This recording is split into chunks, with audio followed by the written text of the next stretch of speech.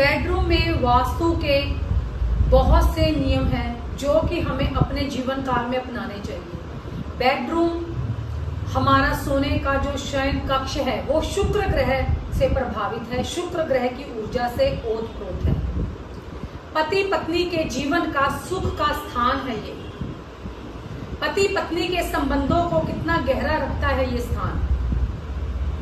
तो बेडरूम में हमारे वास्तु शास्त्र में ऐसे नियमों को बताया गया है कि जिन्हें यदि आप अपना लेते हैं उससे आपके जीवन में, आपके शादीशुदा जीवन में, आपके वैवाहिक जीवन में व आपके घर में खुशियां ही खुशियां व रिश्तों की मजबूती व सफलता पाई जाएगी। तो वास्तु शास्त्र में जो नियम बताए गए हैं वो मैं आपको इस वीडियो में बताऊंगी।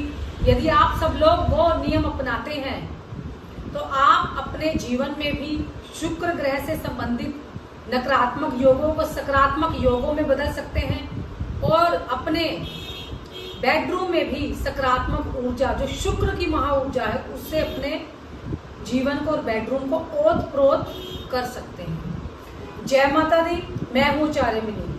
आज बात करते हैं वास्तु शास्त्र में बेडरूम के कुछ नियमों को लेकर। तो मैं अब सीधे और स्पष्ट वो नियम आपको बताने वाली हूँ जो यदि आप अपनाते हैं तो आप अपने जीवन में बहुत से नकारात्मक योगों को काटकर सकारात्मक योग पैदा कर सकते हैं। सबसे पहले तो आप जानते हैं जो मृत व्यक्ति होते हैं, आपने कभी भी अपने शयन कक्ष में बेडरूम में किसी भी मृत व्यक्ति की, अपने पारिवारिक में किसी भी मृत व्यक्ति का चित्र अपने बेडरूम में नहीं लगाना है। यदि आप ऐसा करते हैं तो आपके जो शुक्र ग्रह है वो प्रभावित होंगे, आपके राहु ग्रह भी प्रभावित होंगे।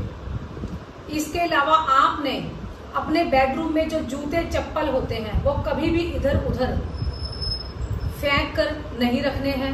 वैसे तो बेडरूम में कहा जाता है कि जूते चप्पल को लाना ही नहीं चाहिए, रखना ही नहीं चाहिए। यदि आप रख भी रहे हैं तो उन्हें एक स्थान पर अच्छी व्यवस्था कर रखिए। नंबर 3, आपको अपने बेडरूम में कभी भी धर्म ग्रंथों या धार्मिक पुस्तकें या चालीसा कभी भी नहीं रखनी है।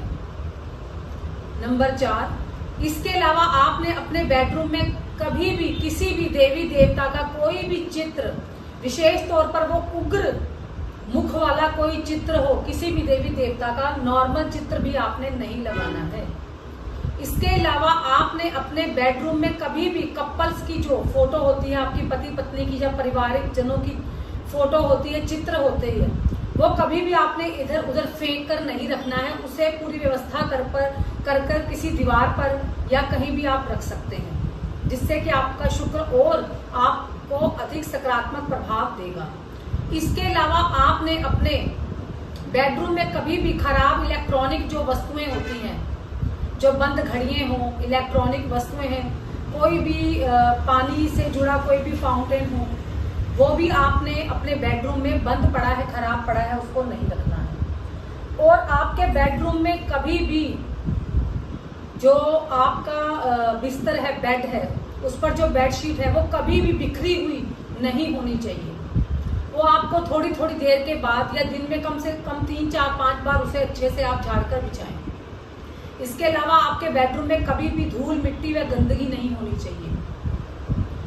और इसके अलावा आपके बेडरूम में कभी भी इंडोर प्लांट जो कि कांटेदार हो वो नहीं होने चाहिए।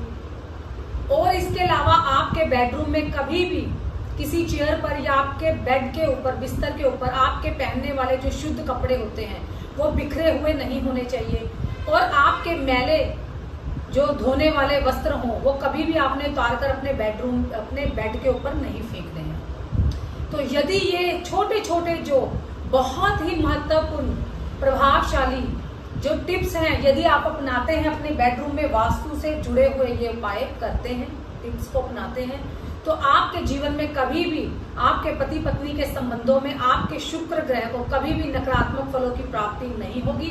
आपका शुक्र ग्रह नकारात्मक योगों से प्रभावित नहीं होगा और वो आपको नकारात्मक प्रभाव भी नहीं देगा, नकारात्मक फल की प्राप्ति भी नहीं होगी। तो यदि आप ये सब नियम और टिप्स अच्छे से अपनाते हैं तो आपका शुक्र आपको भौतिक सुख सुविधाओं का फल देगा और आपको सकारात्मक योग और राजयोगों की प्राप्ति होगी। जय माता दी।